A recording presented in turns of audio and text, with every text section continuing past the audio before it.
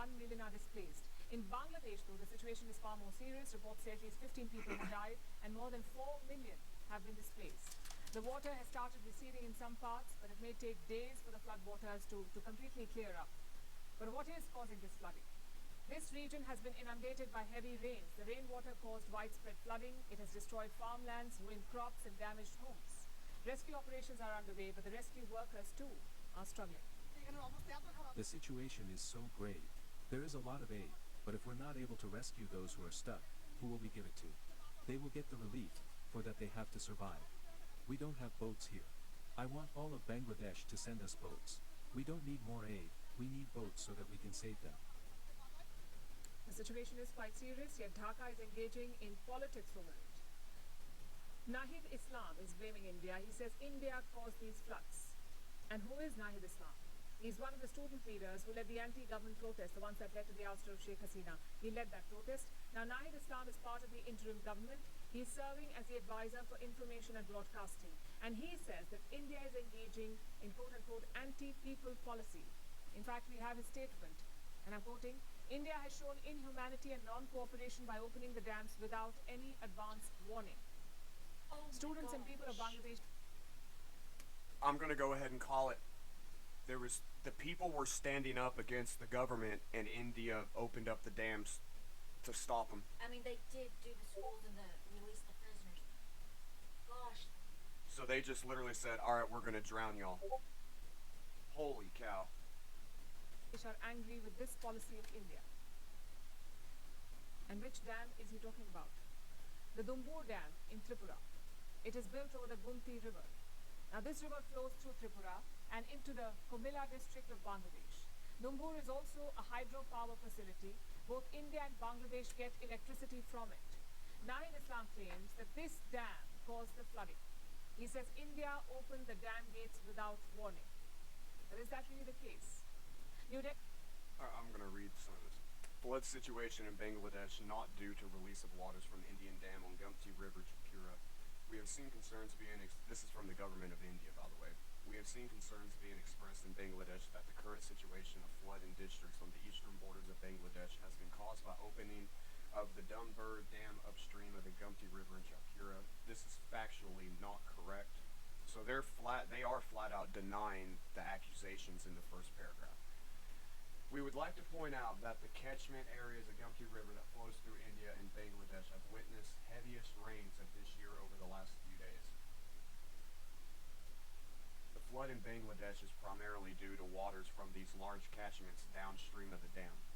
The Dumbur Dam is located quite far from the border, over 120 kilometers upstream of Bangladesh. It is a low height, about 30 meters or about 80 to 90 foot. Dam that generates power that feeds into a grid from which Bangladesh also draws 40 milliwatts power from Tripura. So does that mean they don't have, so is Tripura out of electricity? Along the 120 kilometer river course, we have 3 water level observation sites at Amapur, Samanira, and Samanira 2. Heavy rainfall has been continuing since the 21st of August in the whole of Tripura and adjoining districts of Bangladesh. In the event of heavy inflow, automatic releases have been observed. So they're saying that they didn't open the dam up here, but down here it's saying that once the water hits a certain level, the dam automatically opens. Shouldn't there be a warning for the people? Other than there's rain nearby? Let me read this, Stevie. Amapur Station is in part of a bilateral protocol under which we are transmitting real-time flood data to Bangladesh. Data showing rising trends have been supplied to Bangladesh up to 1,500 hours. Data showing rising trends has been supplied to Bangladesh up to 1,500 hours on the 21st of August 2024 and 1,800 hours. Oh, up to... That up to is a weird thing. It's saying that it happened at 3 p.m. on the 21st of August. That's just worded weird. At 6 p.m., due to flooding, there was a power outage leading to problems of communication. So they're saying they couldn't warn the people, but they didn't lose communications until 3 hours after the flooding started. So that doesn't sound right. Still, we have tried to maintain communication through other means created for urgent transmission of data Floods on the common rivers between India and Bangladesh are a shared problem, inflicting suffering to the people on both sides. Requires close mutual cooperation towards resolving them. As two countries sharing 54 common cross-border rivers, river water cooperation is an important part of our bilateral engagement. I hope they don't try to pin this on the 54 little pissant countries surrounding Bangladesh. We remain committed to resolving issues and mutual concerns in water resources, the river water management through bilateral consultation technical session. Okay, so the government of India is saying, from my understanding, that the water hit the level cap on their dam and flooded out. They waited 3 hours to try to communicate that to anybody, and when they tried, their communications did not work. And then they try to sprinkle in some stuff that would imply it's the fault of the 50, was it 54? How many countries surround it? 54? Yeah. They're kind of sprinkling in that they're implying that the 54 surrounding countries are all at fault for Bangladesh's dam not working. I'm just, that sounds like a scapegoat. Like they're literally just, yeah. I don't know who is to be held accountable for this. We don't know enough info yet, but the way it's looking, normally the first person, the one who smelt it is the one who dealt it, and that's the vibe I'm getting here. Delhi has issued a rebuttal. The Ministry of External Affairs has released a statement. It said, such claims, and I'm quoting, such claims are factually not correct. Instead, India gave two reasons for the... It's another reason I just kind of smell BS here. The wording. That sounds like a lawyer trying to cover his ass. Factually not correct. Really? Yeah, they're First, due the for heavy that. rains, which caused the water levels to rise. The catchment areas of Bugti River had more water than usual, and this excess water led to the flooding. That's one reason. The second reason is the location of the dam. The Dumbo Dam is not on the India-Bangladesh border. It is in fact 120 kilometers upstream. What does that mean? What is upstream? It means the dam is closer to the river's source. So the water has to travel a lot of distance before reaching Bangladesh. Plus, India also pointed out that this dam is just about 30 meters tall. It cannot hold or release a huge amount of water at one point in time. Our dam in Clay County is 100. How many meters is the Clay County? I feel like the dam in Clay County is bigger than the dam there.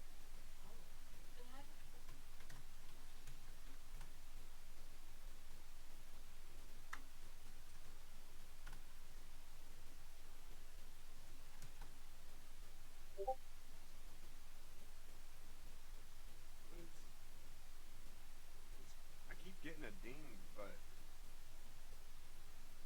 I don't know where the dings are coming from. Anyways, where is, let's see, hike. Yeah, I should probably put hike in there. I'm surprised that dam, it sounds small. It doesn't seem like, for Bangladesh, that's like one of the biggest areas in India. 200, yeah, it is. It's way taller than that dam. It says it's 200 feet tall. Well, you divide that by 3, that's 64 meters? Why have such a small dam near a water source? Yeah, exactly. Alright, just for example, let me show y'all Clay County on the maps. Like, and we have a 200-foot dam, which is like 64 meters.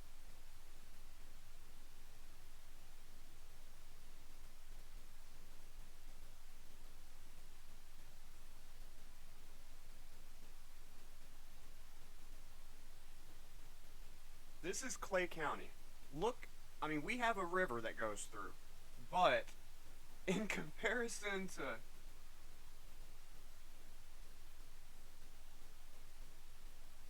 Yeah, let me pull Bangladesh back up. That way I can have them side by side.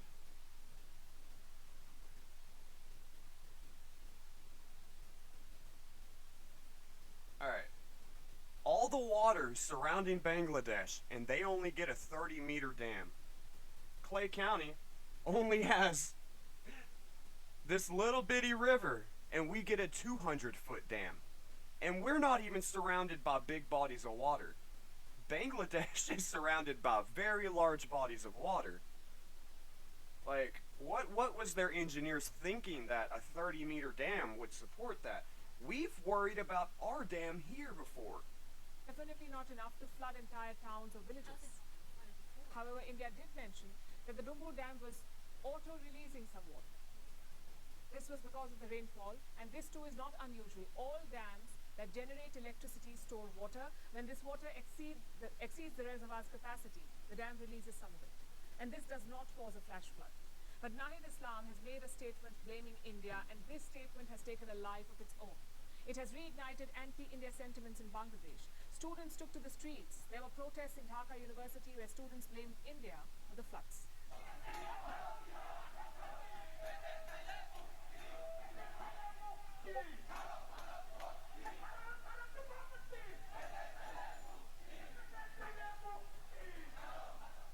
There is outrage on social media too, also a flood of fake news, with some Bangladeshis suggesting. As I say, deadly floods impact thousands in Bangladesh as India opened the dam gates in the middle of night without giving any warning in order to take revenge for the dictator Sheikh Hasina, who is a key ally of India.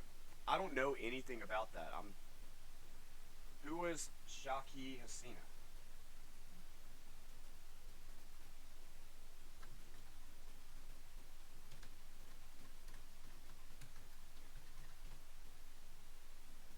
Revenge for her? What'd she do? Served as the 10th prime minister. She was the prime minister from 96 to 2001 and again from 2009 to 24. Did she do anything? I mean, she just looks like a sweet old lady.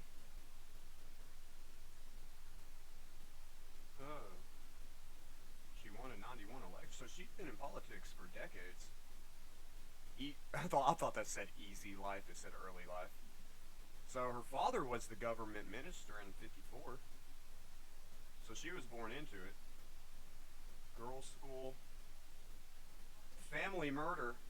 Except for her husband, children, and sister, Hasina's entire family was murdered during the 15th of August 75 Bangladeshi coup d'etat, which saw the assassination of the Sheikh Mujibur Rahman. Hasina, Ways, and Rahana were visiting Europe at the time of the assassination. They took refuge in the house of Bangladesh ambassador to West Germany before taking up an offer of political asylum from the Prime Minister Indira Gandhi of India.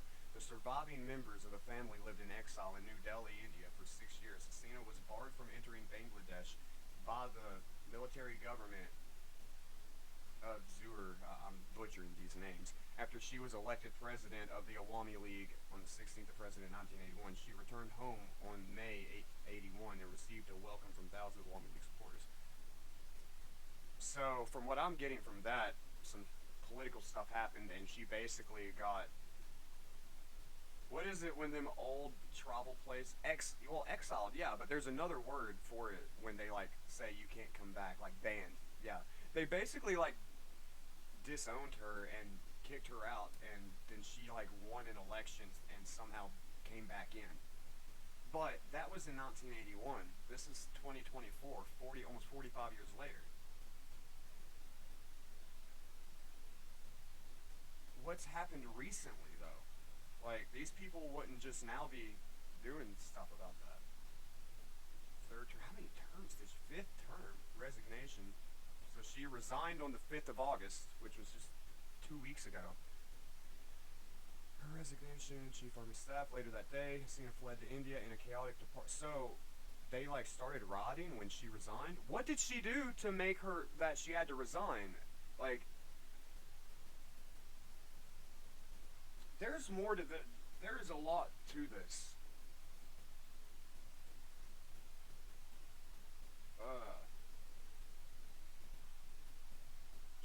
Hasina was living in a secret location in India under top. But how does this correlate to the flooding, like them opening up the floodgates in the riots? I get it, she resigned, and yeah. As of the 22nd of August, at least 45 criminal. Oh. So she must have really been fucking her people over. And it was one of those things where she was fixing to get charged out the ass, and she resigned. Because it says on the 22nd of August, which was just, that was yesterday, 45 criminal cases were made against Hasina over various acts during her rule. On the 13th of August, a murder complaint was filed at a court in Dhaka against Sheikh Hasina and 6 other government officials, including former Home Minister something, a former Transport and Bridges Minister and League Secretary, regarding the killing of a grocer during the quota reform protest. She had a role in a grocery store person being killed. That same day, Hasina released her first confirmed statement since her overthrow published for an investigation into the killings. While insisting that police were also victims of terrorist aggression, that's a hard stance to take publicly. On the 14th of August, 1 count of murder and another count of enforced disappearance was also filed against her. That's straight kidnapping, like in a violently, aggressively. Like that is physically kidnapping, like not just like tricking a kid into a candy van. Like that's like bag over the head, throwing you in the van. Later that day, International Crime Tribunal opened investigations on charges of genocide and crimes against humanity against her and 9 senior government and Awami League officials over their role in the crackdown on the protests. So I called it. I fucking said it was against the protesters. I knew it. Genocide against protesters. In a petition by the father of a killed student. So the parents of the people she killed was suing her for killing them, or having them killed. On the 15th of August, the next day, 2 additional murders charges were filed, and several of her associates over the deaths of 2 other people during the protests. On the 16th of the next day, another murder charge was filed from a former education minister and several others over the death of a college student in Chittagong on the 18th of July, which was like barely a month ago. And on the 18th of August, which was last week, a mass murder charge was filed against her over deaths caused by indiscriminate firings. So she just literally opened fire into a crowd of people on a protest. She literally rode up on a protest and opened fire into the protest. And here's a link to that protest. I have a question. What? Okay, so she stepped down from politics now, so she's not in their government, right? She's ran away. Yeah, she's in hiding, I guess. So the government's still defending her by doing it. Yes. Okay. Which means the government was in on it. That's really sad. I didn't know all this info, but I called it as soon as we heard about it. I said them opening up the dams like that. That was a reaction to the protests and riots. So the thing where she supposedly opened fire on some people. 27 people died. Yeah, what the fuck's happened? Casualties range from 20 to 61, but 27 people died. It's because the Hafizat activists were killed during operation, but it was disputed by the government. You can't really dispute a death. And other human rights organizations put the death toll at above 50. 13 points of demand. So this is the list of demands that this group was protesting for. They wanted complete faith and trust in the Almighty Allah restored into the Constitution. I can sympathize with that because in America they're trying to take "In God We Trust" out of the Pledge of Allegiance and off the coins. So I can sympathize there. They wanted to enact a blasphemy law. I'm assuming that just means that it's illegal to blaspheme. Yeah, it's a law prohibiting blasphemy. I can sympathize with that. I mean, I can't sympathize. I don't think that should be illegal because freedom of speech. But I can understand it. Do they have freedom of speech there, though? No. So that Well, means it's illegal for them to be even doing this, protesting or anything. basically. Taking measures but I have freedom of speech. Right. So I can speak on their behalf. Taking measures for punishment of atheist bloggers who okay, now that's a little too far. Just because somebody didn't share the same beliefs as them, they wanted it to be punished. Not even arrested or charged with a crime. Punished. Look at the key word on that. Yeah. Punished. You know what that means. So the first one, I agree. The second one, I can sympathize. The third one, no, they're getting crazy. Let's see what number 4 is. Stopping the infiltration of alien culture. So they don't want other cultures being forced upon them. Okay, I can sympathize. Make Islamic education mandatory for prom. No, no, you can't make religion mandatory, especially not religious education. Canceling the women's education policy. That's Women would go back to staying at home as children. yeah, but they would have no knowledge. Like they would have no teachings. Like no, no, no. Declaration of Ahmadiyas as a non-Muslim. So they're wanting to kick your hair. I thought a bug was on me. They're wanting to kick some religious figure out of the Islam community. What? I mean, I'm not even going to touch on that because I have no knowledge of that. Stopping the erections. Stopping the erection of statues to be popularly venerated, such as by the placement of flowers. So they don't want people decorating the statues because it be purified, and I can understand that. Like considering their beliefs, I can understand that. Lifting government restrictions on access to mosques across the country. I didn't know the government had restricted their ability to hold mosque. That would be like if they made it illegal for us to go to a church. Oh. I didn't know that. But if nothing, you could take everything else off this list. They illegalized going to a church. That alone is enough for protest right there. Especially when you're talking about Muslims. Like they're fucking with Muslims' ability to practice their religion. You think that shit's gonna fly? Stopping Islamophobic content in the media. I mean, I can't blame them for there because that's where they live, that's their culture. Stopping anti-Islam activities. Can't blame them. Stop the extrajudicial killing of the ulema. I don't know what the ulema is. Is that like another group? The learned ones of Islam. Oh my gosh. What is it? The OG preachers of Islam. I guess if you was an OG preacher of Islam, they killed you. Like they just Like monks in China? they just rounded them all up and killed them. And they're saying we got to stop that. Okay. Stopping the harassment of teachers and students of Kwame and Madrasas and the ulama. The release of all ulama. So even the kids they've been holding prisoner that have been arrested and withdrawn all cases filed No, against. they're trying to change their religion. They're trying to just destroy it. The government's trying to just not change it, just take it, remove it, take it, stripping them of What their. purpose does it do for them? It strips them of their identity. Oh. That is their whole identity as being Islamic, and they're trying to strip. I get the protest. I 100% understand the protest, and from a government's point of view, I am totally against it. But I understand why the government went in and shot everybody because. If that shit just kept going and going on, there's going to be hundreds of thousands of deaths on both sides. Like, that would turn into a legitimate war. No, this is going to get much worse. This is going to get much worse. This is something that happened in 2013. But the lady who all this shit's about is the lady who was in charge that said, hey, go kill these people. Go shoot them. There is a lot... That might be why America isn't covering this because there is so much to unpack, and we just weren't. We wouldn't comprehend it all. We was never made Especially with aware. their lesbian powers, they wouldn't understand it. If I with their lesbian powers. Well, it's the lesbians and powers, and they don't care about anything but twerking and The way you said that, it was like they're magical witches. Like they're like they got power. They got them lesbian powers. Well, they're more powerful than the men in all of this. That's not what this is about. Lesbians don't care enough for that. BB, quit changing the subject. I'm making a video over this.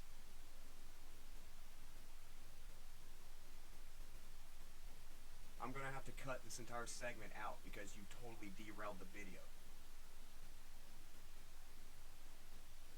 If we wouldn't have had a computer here to look up all of this stuff, we wouldn't have known how deep that actually went.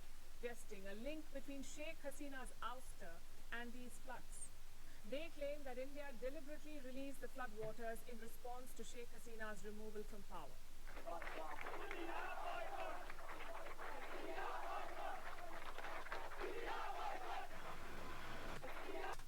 People die, there will be no seven sisters. Okay, what's the seven sisters in India? Because that sounds like seven apostles or whatever. You know, like that sounds important. Oh, it's the...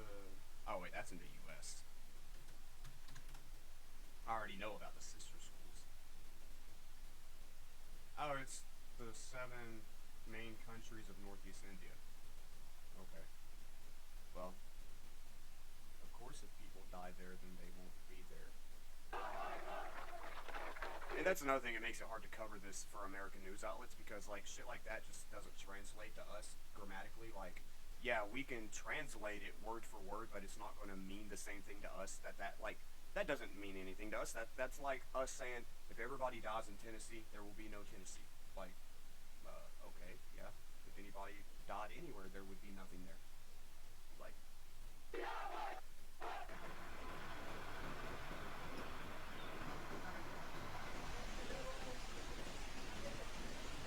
they're having the whole power line. I think that's a power line that fell down that they're using to hold on to. These claims couldn't be more absurd, but they have turned into a security nightmare for the Indian mission in Dhaka. Apparently, they've received online threats. Some protesters wanted to march to the High Commission and demonstrate over these floods. The Indian High Commissioner has taken this up with Muhammad Yunus. He's the chief advisor of Bangladesh, basically the country's caretaker leader. India escalated the matter to him. In response, security at the Indian mission has been stepped up. And this situation highlights India's biggest challenge in Bangladesh today. There's a political vacuum with all kinds of players trying to grab space, and this could hurt India's long-term interests. New Delhi and Dhaka need to work together to handle crises like these floods. There is no other option. Both countries have 54 rivers running between them, 54 rivers between India and Bangladesh, and climate change has turbocharged floods and made them more frequent. So bilateral cooperation is even more critical now. For over a decade, India and Bangladesh have enjoyed a stable bilateral relationship. It spans multiple areas like economy and connectivity, border security, defense and energy. Such reckless statements from Dhaka could hurt all of it, not to mention their own interests.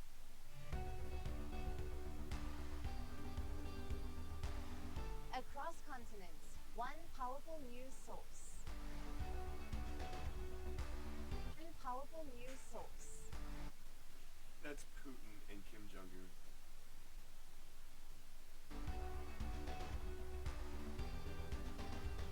Bringing you diverse perspectives on the issues that matter. Look at yourself. You're gonna sit there and look at all shitty. We go beyond the Look boundaries at to give you that yourself. little extra about He every was sporting looking moment. hatefully as fuck at the camera. And I've tried to talk to you 2 or 3 times, and you're just going all 3 times. So thank you for making All I said First is, Post if you're gonna 5 talk, make million it about strong. what the We're video's counting on about. your support, and you can trust us to bring you the news unfiltered. No, you're sitting there huffing and puffing and looking angry. How come when I tried to talk to you 3 times in a row, you just huffed and puffed?